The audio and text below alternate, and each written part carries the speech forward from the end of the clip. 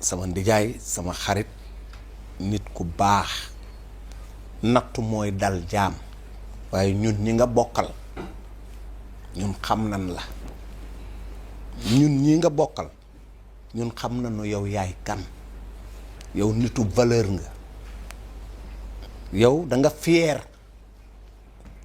nit ku fier nga ci sa bopp ñu man xam naa la àdduna nag liitu ci ñàkk ay ndog-ndog waaye xam naa la doo njublang xam naa la nit ku baax nga àdduna nag tey jii Sénégal ñu waxal la lu bon dafay yomb te am na ñoo xamante ni yéene wuñu lu dul nit ki am problème jàpp nañ ko Covid bi jàpp nañ ci diw ana Alaaji Bekaay waaye xanaa xamu leen mbaaye bu ngeen xamoon mbaaye du ngeen ma dugal foofu mu ci àgg non buuru ñii xamul kat mooy mbaaye bu ñu xamoon mbaaye duñ ma tudd waaw duñ ma tudd xamunu Abdou Aziz Mbaye daal laay wax Abdou Aziz Mbaye yal na yàlla guddal sa fan yal na yàlla yokk sa wér ñun ñi nga xam ne ñooy say mbokk fonk nan la tey lan la gën a fonk ñun les communicateurs traditionnels foofu nga nekk poste boobu nga nekk dend ak Alaaji Mansour Mbaye tey nga fa gën a nekk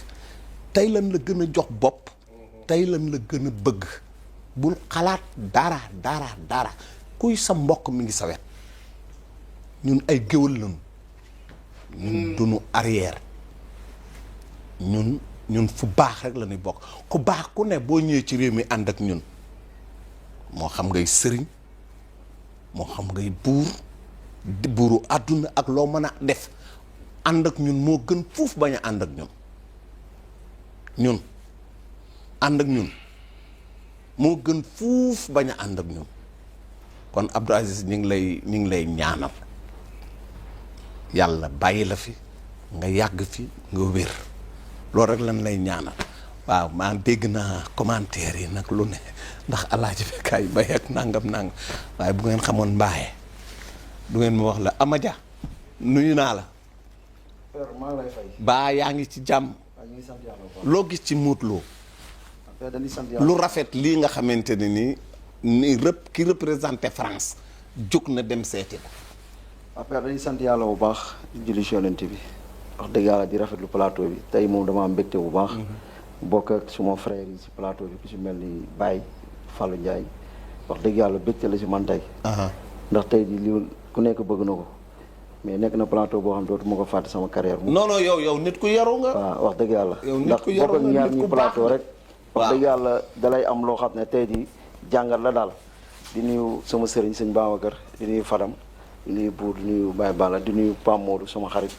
ndax ginnaaw yàlla yëpp moom la. père comme lu ñi ñu wax rek Modou Lo moom lépp lu mu am mérito na ko ndax kuy joxe exemplaire da ngay joxe ci Modou Lo mooy maanaam tey nu mu téye écurie ak booloo bu mu leen def ba ñëpp koo wax day joxe exemple ci Modou Lo kon tey ji buñ ko seetsee te yaakaar naa axlu làmb lan ko defal te mérito na ko Modou Lo ci yaram rek ak ci tegginam rek lu ne war na ko mën a am buur wax na ko léegi roi des arènes bu ne am na fi mais bu mel ni Modou Lo musu fi am kon loolu sant la kon loolu yaroom ak fulaam ak faydaam ak boole bu muy boole ak jàppale bi muy jàppale waa Parcelles xëy na loolu tamit nekk na ci mais en tout cas daal dañ koy ñaanal yàlla leneen gën ci topp daal waaw leneen gën ci topp. amin yaakaar naa ne yokkul Baye Balla. nuyu naa la As Bekaay maa ngi lay fay bu baax di nuyu ñi ma bokkal plateau bi yëpp et puis di nuyu les téléspectateurs Bantamba TV yëpp ñu ngi leen di nuyu di amaat mbégte tey teewaat fii di sant yàlla di julli ci yonent bi. waaw As damay ñëw rek ci acte bi nga xamante ne ambassadrice bi def na ko ñëw fekk si le grand champion le roi des arènes le meilleur de sa génération As lii dafay wane ni lamb suñu culture dafa jéggi frontières yi peut-être ñun sénégalais yi ci ñi ma ko sañ a wax ñoom ñoo xamul valeur bi culture bi am mais boo demee ci dëkku nasaraan bi tey jii li waral tey Alburax jëli fi ay xale yóbbu leen Îles des Canaries ca Espagne parce que dañu gis culture bi dañu xam valeur bi culture bi am jàmbaar production def nañu lu mel noonu jël nañu fi xale yi yóbbu leen Îles des Canaries ñu dem fekk fa ay nasaraan yu weex tàll ñoom tamit ñëw nañu fi xool nañu dugg nañ ci biir stade bi gis nañu culture bi mu nekk culture boo xamante ni dañ ko war a valoriser ñun sénégalais yi ñu ñoo war a valoriser làmb ji xam réalité yi nga xamante ni làmb daf ko am xam làmb fi mu yóbbu xale yi jeunesse bi bëri na ci tey jii ñoo xamante ni làmb mooy seen gagne-pain te ci làmb ci la ñu am lu ne ci lañ tabax kër ci la ñu am oto ci la ñu voyager ci la ñu dégg daal yi bëri na ci ñoo xamante ni bi ñu duggsee ci làmb ci la ñu dégg daal yi ci la ñu am lépp. am na ci ñoo xamante ni bërki démb seetaan naa benn mbër nee na làmb moo ko defar parce que beneen yoon la jëloon mais bi mu duggsee ci làmb ci la lu bareem defaru kon donc làmb dafa nekk moo tax Modou Lo référence la ci làmb Modou Lo ku dul ambassadrice bi sax mën na ko seet si xam nga lu tax âge parce que il est parti de rien pour devenir ce qu'il est aujourd'hui dafa am jaar-jaar bu doy waar mais jaar-jaar bi nag daf ko sellal yaa ko daan wax dafa am gëm-gëm yaa ko daan wax tollul ni ñoom guddul ni ñoom waaye moo leen jaaxal boobu gëm-gëm bi nekk ci moom la gëm ni moom làmb gagne-pain la te làmb mën na ci am lu ne te làmb mën naa dem ba doon ci roi des arènes tey loolu la ko yàlla fay dëgg la xam nga dëgg la boo xoolee tey ces derniers combats da ngay xam ni kii dafa am ambition kii dafa am gëm-gëm kii dafa xam fi mu jëm xam na fi muy teg tànkam ba pare dajale ay rakam yëpp waay am fu mu leen xooloo waaw mu nekk mbër boo xamante ni franchement dañ ko war a sargal dañ ko war a ñaanal et puis xale yi ñu roy ci Modou Lo parce que Modou Lo xale bu roy ci moom bëgg doon dara ci làmb gëm naa ni mën ngaa am dara parce que champion la te li muy def daf koy sellal te nit li ngay def boo ci bëggee am dara faaw nga sellal ko Fadam yaakaar naa ne fii ndaw France bi jaar pour waxtaan ak jeunesse bi am na lu nuy yaakaar ci ndaw yi Sénégal ci jeunesse bi ñëwunu rek gratuitement dem seeti Modou Lo am na lu mu ci soxla te Modou Lo yaakaar naa exemple la te mën nañu ko am ci Modou Lo alhamdulilah loolu am na solo maa ngi nuyu ñu nekk ci plateau bi di leen ñaanal jàmm di nuyu nga xam ne mooy Baye Balla Buur Afa Dia Fallou Ndiaye le malfaiteur Baye Alla Ndiaye ceddo yi tey ñaari ay ceddo rek nga dajale tey alhamdulilah maa ngi lay nuyuwaat bu baax a baax di nuyu Babacar suñu sëriñ ak Seydina Ousmane Ndiaye bu baax di ko ñaanal borom naaru góor di ko ñaanal jàmm bu baax di ko ñaanal sutura alhamdulilah yi dañoo war a wax félicitation làmb ak lu làmb dañ leen war a félicité ndax bëri na autorité yi daan jóg ci réew bu ñuy seeti réew borom ndomba tànk yi la ñuy daan seeti ji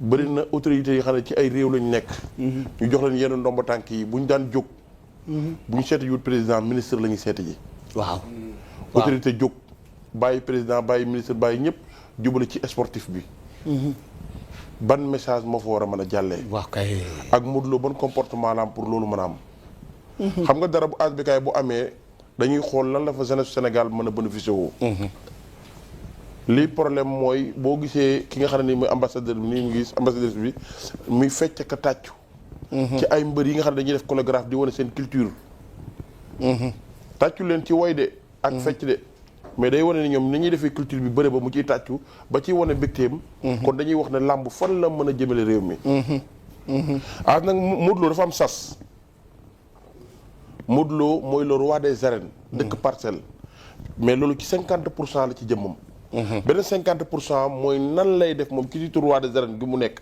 nan lay def ba làmb ñu ne lii ci cër bi ci làmb ci Modou Lo la ko amee te loolu Modou Lo da ko war a reyante pour loolu mën a am ASBK làmb dafa am lu bëri lu mu soxla te gis nga dëkk dina toll foo xam ne nii góor dina toll foo xam ne doo bañ ko la xas doo bañ ko la saaga doo bañ ko la wax lu ñaaw ngir say réussite rakk te Modou Lo position boobu la toll ndax ASBK bëri na li ñuy teg ci kaw deru góor ñi bu fekkee ne noppi rek kay tax mu faju kon lu bëri du réussir déedéet ndax barki démb rek jël nañ ay gàcce goo xam ne nii ay wax yu ñaaw yoo xam ne teg ko ci kaw deram bu lay tontu wut de waaye tontu bi mooy lii nga gis nii ñu gis waaw mooy tontu bi mooy man Modou Lo lii ñaaw li ngeen teg ASBK bi Covid bi amee Modou Lo yëkkati na pour 15 millions dem jàppale ko état bu Sénégal mais jënd fi woon ab ambulance jox am ñu ko jox déggul lu ma la wax yëkkati na lépp 15 millions jàppale leen ko mais man bi mbëri di dem ministère des sports ministère de la santé du yóbbu ay Yékini Gris Bordeaux Modou Lo Boy Niang bari woon na ay mbër yu fa nekkoon contribuer ci Covid bi ci wàllu matériel contribuer ci wàllu xaalis. waaw léegi nag. les lutteurs ñu bëri dañu génne seen xaalis ñi jënd ay eau de javel ñi jënd ay affaire yu bëri. mais pourquoi nit ñi yéene ñeneen ñi am problème. wax kay waaw Sénégal. Fadam foofu laa bëgg a ñëw. pourquoi non da nga fiy ñëw. pourquoi nit ñi bëgg ñeneen ñi di am problème mais pourquoi ñu toll foofu bal moo man loolu man sama problème mooy man xaw ma woon Sénégal bi man Sénégal lu baax laa xamoon. mais léegi nit ñi dañ lay yéene nga dem kaso. mais nit ñi dañ lay yéene nga dee. mais ñenn ñi quoi mais loolu lan la c'est quoi le problème. c'est une maladie. ah. feebar la. mais ñoo ko tey. non c'est ñoo ko tey. non teyuñu ko. c'est-à-dire non c'est une feebar la. méchanceté ambiante c'est une méchanceté gratuite. soxor la. gis nga lu ñu war mais a dañuy roy yéene nit mu dem kaso. mais ñu jàpp ko. mais mais yàlla noppi na. loolu bu ko yàlla namul doom. xam nga y a deux choses. oui. benn bi mooy Sénégal il faut ñu defaraat xol yi. mais on est malade hein. muy benn beneen bi aussi mooy Sénégal il faut que ñu nangu aussi jubal. c'est ça la réalité aussi. Ouais. parce que tey coow li yëpp. coow li yëpp. gannaaw maanaam mu am benn caytu. waaw. te loolu devoir la. waaw. parce que justice su nekkee ci réew dafa war a jouer sa partition. rôle am. di ko jouer mais Sénégal. mais lu bon da ngay justice des jours la mais ñuy yéene Babacar. waaw problème. voilà non xam nga lu bon mooy c'est-à-dire discuter sur quelque chose bu nga xam ne tu ne le maîtrises pas. oui. oui. moo tax l'autre jour quand les procureurs sont sortis pour expliquer da ngay gis nit ñi dañu dellu siwaat toog parce que ils ont la bonne information. mais ñu si bëri. di wax nii. di saké ay nit.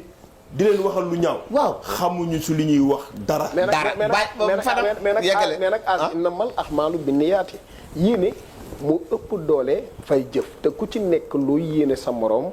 moom lay def na doon lu baax parce que ku ci nekk lu yéene sa morom moom ngay recevoir de. moom ngay recevoir Fadam yeggale.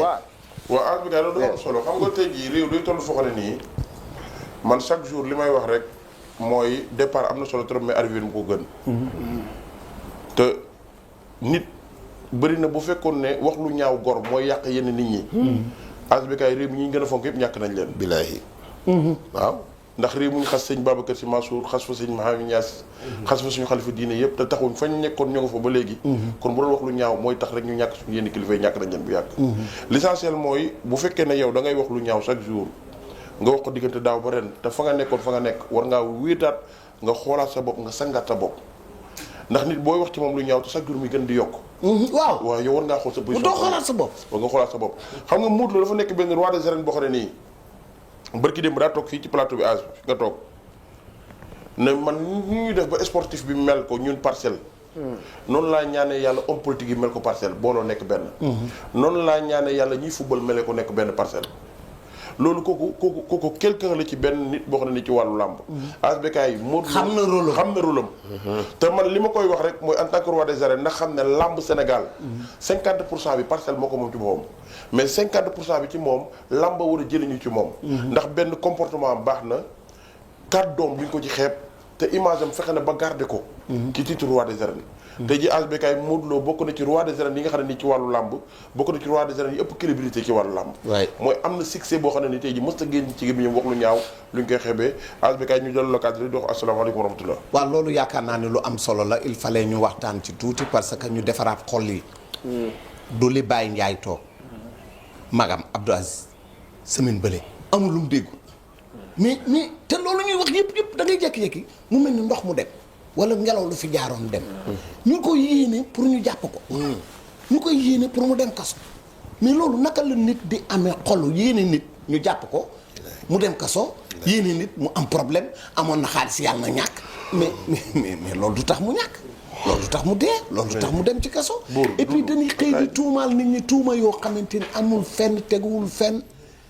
loolu nañ ko moytu yàlla na yàlla defar moo tax sëñ Abdou Aziz Sy nañu koy ñaanal yàlla na yàlla yokk leeram daana wax pour ñu tàppee xol yi ñu defar xol yi nañu defaraat suñu xol bu ñu bëggee réew mu avancé xol yi la ñuy defar man xam nga ci élection dama daan wax élection bu candidat yi wax ne dinaa wàññi diwlin dinaa wàññi ceeb non kaay nga defar nit ñi lañu war a defar parce que fi ñu toll defar Sénégal jot na te defar Sénégal mi ngi tàmbalee ci ndaw ñi nanu defar ndaw ñi bu ñu defaree ndaw ñi nag adduna réew mi ubbeeku réew boo ko bëggee defaral ndaw ña boo ko bëggee yàqal ndaw ña paay yaakaar naa ni foofu la ñuy dugge nag ci wàllu làmb ji carrément làmb ji fi mu toll ak li nga xamante ni moo ci am léegi fi may ñëw rek mooy waxtu yu nu tëgg làmb est-ce que avantage yu promoteur la wala du avantage yu promoteur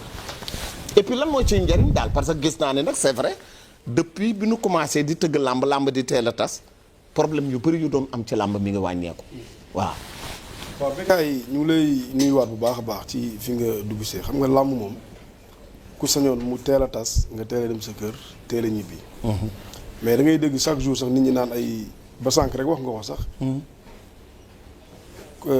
reporté nga làmb 4 combats 18 heures nga dem sa kër jullee ji timis mais boo xoolee àdduna jamono day dox jamono boobu soo xoolee ak léegi def na ay 20 ans wala 15 ans ci ginnaaw c'est-à-dire boobu Sénégal boo xoolee population bi ay 15 millions la ñu woon 12 13 millions 14 millions actuellement ñu ngi ci 18 millions d'habitants presque seen télévision yi yokku na YouTube yi bari na animateurs yi bari na mbër yi bari nañu ba pare àdduna heure bi day changé te lamb 18h30 c'est normal ci yenn bu ñu demee ay janvier wala décembre novembre dina taxaw a tane mais soo duggee ci mai jëm ci juin juillet ba août loolu day compliqué day xaw a metti tey buñ ci waxtaanoon yóbbu ko ba 19h wala 19h30 parce que àdduna loo gis dafa war a am heure commencé heure jeex parce que tey ñun ñëpp dañu bëgg affaire bi di teel a jeex ñu teel a ñibbi suñu kër mais loo xam ne day indi ay problème day indi ay problème financièrement bërki dëma gis nga lamb yi fi mujj yëpp fàllu dañ ciy waxtaan chaque 2 jours dañ ciy wootante man ak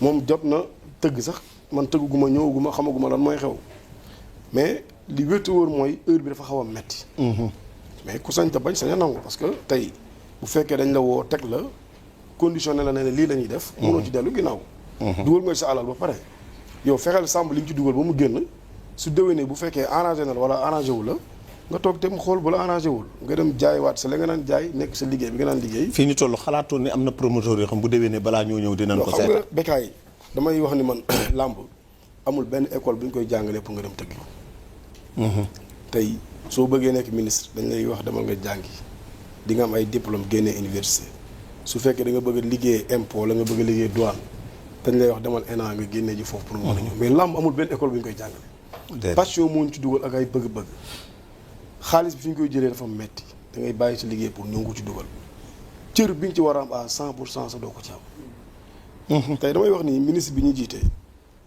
ñett yi tënk ndaw yëpp moom moo ko yor moom moo yor sport yaa yor jeunesse yaa yor culture te ñun promoteurs yi mosuñu sax toog moom ñaari yoon la ñu mos a toog moom te yëpp ay occasion la mooy benn bi ñuy fal président Malick Ngom la ñu woo ñu daje boo xam ne ñëpp lañ dajalandoo beneen bi mooy bi làmb ji tëjee ba ñu war ko tëjiwaat boobu leen daje may wax ni soo demee ci mus leen am benn contact de travail benn contact de travail ci nga nekk ci secteur boo xam ni tey booy def bilan ñun ñi ñoo la mënee nii lay bilan ñun promoteurs yi Fallou day def 4 journées wala 3 man damay def 4 wala 3 Makan da koy def Amadia keneen ak keneen mais sa ministre tutelle sax doo ko sax gis tey boo demee ci transporteur bi chaque jour nga gis ministre transport recevoir leen waxtaan ak ñun agriculture chaque jour ma Bouba Diop day recevoir baykat yi waxtaan ak ñun pêche waxi noppi pêche maa ngi dégg soxna si ak pêcheurs yi fan yii yëpp ministre culture doo ko gis doo gis ministre des sports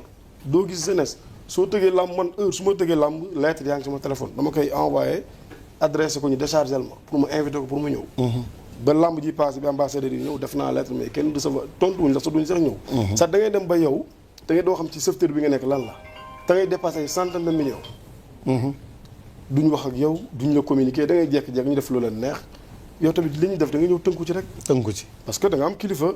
te réew mi day doxee ci yoon doxee ci loi.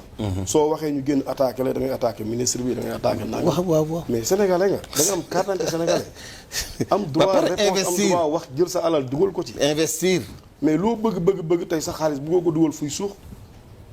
tey su ma doon dama importer ji oto wala ma importer ji riz ministre commerce chaque jour nga mën recevoir commerçant yi di waxtaan ak ñoom.